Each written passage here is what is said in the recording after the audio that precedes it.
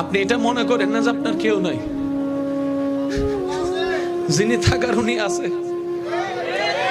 উনার নজর না থাকলে তো নিঃশ্বাসটা চলতো না, উনার নজরটা না থাকলে তো খাওয়ার স্বাদ বুঝতেন না, উনার নজরটা না থাকলে তো ডুবটা গোলার নিচে নামতো না, উনার নজরটা না থাকলে খাবারটা তো ভাইয়া হজম হতো না।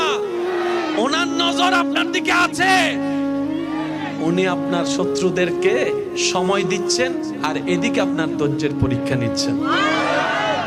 এক কাজে দুই কাজ, আপনার শত্রুদেরকে সময় দিচ্ছেন আর আপনাকে পরীক্ষা নিচ্ছেন।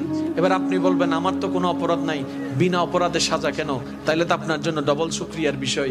সেটা হচ্ছে আল্লাহ তাআলা আপনাকে 10,000 বছর আগুনে জ্বলার মতো গুনাহ যেটা আপনি করেছেন ওইটা থেকে বাঁচানোর জন্য 3-4 মাসের 3 বছর 5 বছরের একটা দুনিয়ার কষ্ট দিয়ে দিচ্ছেন। সুবহানাল্লাহ।